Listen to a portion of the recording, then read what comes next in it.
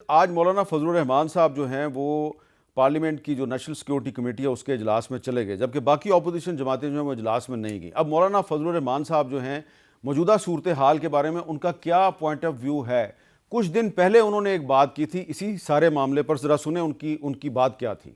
میرے علاقے میں ایسے ایریاز ہیں جس کو فوج نے بھی خالی کر دیا ہے، پولیس تو خالی کر چکی تھی، اور جہاں پر جنگ ہو اور پولیس بھی نہ ہو اور فوج بھی نہ ہو تو وہ ایریا کس کے قبضے میں ہوگا اور وہاں کس کا ریٹ ہوگا؟ انتہائی درد دل کے ساتھ کہنا پڑتا ہے کہ اس وقت بلوچستان کے 5 سے 7 اضلاع اس پوزیشن میں ہیں کہ اگر وہ آزادی کا اعلان کر دیں، اگلے دن اقوام متحدہ میں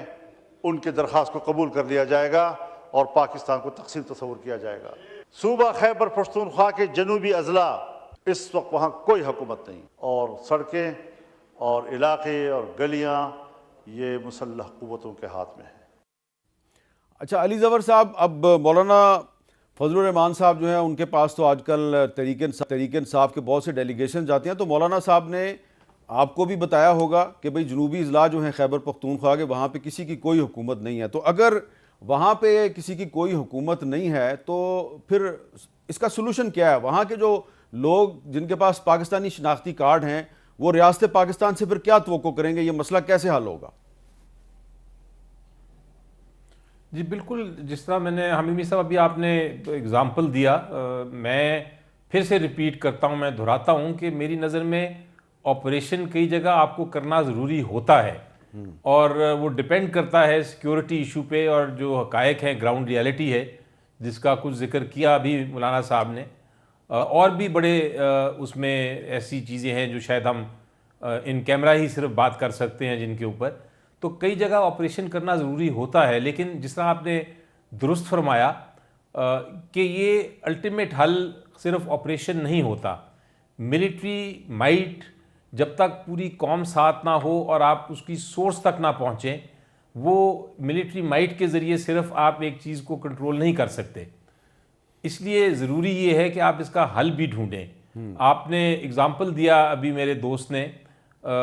کینسر کا، اب وہ کینسر والا اور ہسپتال والا اگزامپل شاید درست اتنا نہیں ہے اس سچویشن میں، کیونکہ یہ تو ایک پولیٹیکل ریالٹی بھی اس کے ساتھ ساتھ ہے۔ میں اس اگزامپل کو یہ بھی کہہ سکتا ہوں کہ آپ کینسر پیشنٹ کو اگر آپ ان کو پینیڈول سے علاج کرنے کی کوشش کریں گے تو غلط ہوگا۔ آپ کو علاج ایک لانگ ٹرم علاج ہوگا، ان کی ایک تھیراپی ہوگی، ان کی صرف آپریشن ہی نہیں ہوگا، ان کو باقاعدہ مختلف قسم کے پروسیجرز کے ذریعے جانا پڑے گا۔ تو ہم اس کی بات کر رہے ہیں کہ پورے پروسیجرز جو ہیں، جو ریکوائرمنٹس ہیں، آپ پوری کریں تاکہ اس کو ہم فائنل حل کریں اس کا مسئلے کا۔ اور یہ بڑا سیریس ایشو ہو گیا ہے، اس کا یہ کہنا کہ یو این میں کوئی چلا جائے گا اور پاکستان خدا نخواستہ کوئی سیپریٹ اس میں ہو جائے گی، وہ ٹھیک ہے، ایک اندیشے ضرور ہیں، لیکن انشاءاللہ وہ ہم نہیں ہونے دیں گے، نہ ہمیں ہونے دینا چاہیے۔ لیکن اگر اس کا صرف یہ ہے علاج کہ ہم ایک سب سے سیاسی بڑی جماعت کو بولنے ہی نہ دیں، ان کو بند کر دیں، اور اس کے بعد کہیں کہ چلیں آپ آ جائیں 2 منٹ کے لیے ایک میٹنگ میں آ جائیں تو ہم اس کا حل ڈھونڈ لیں گے، ایسی بات پھر درست نہیں ہے۔ یہ پھر اس کا مطلب آپ معنی خیز جو ہے مذاکرات نہیں کر رہے۔ بہت بہت شکریہ علی ظفر صاحب، ڈاکٹر مصدق ملک صاحب، بہت بہت شکریہ۔ آج نیشنل سیکورٹی کمیٹی کے اجلاس میں تحریک انصاف نہیں آئی، سنی اتحاد کونسل نہیں آئی، مجلس وحدت المسلمین نہیں آئی، پختونخوا ملی عوامی پارٹی نہیں آئی، تو یقیناً اس پہ بہت سے جو لوگ ہیں ان کے تحفظات ہیں، یہ پارٹیاں کیوں نہیں آئیں۔ لیکن اگر اس ایشو پر بلوچستان اور خیبر پختونخوا میں جو دہشت گردی کی نئی لہر ہے، اس پر اگر پارلیمنٹ کے اوپن فلور پر کھل کر بحث کی جائے، سینٹ میں اور قومی اسمبلی میں کھل کر بحث کی جائے، تو ہو سکتا ہے کہ کوئی نہ کوئی راستہ نکل آئے۔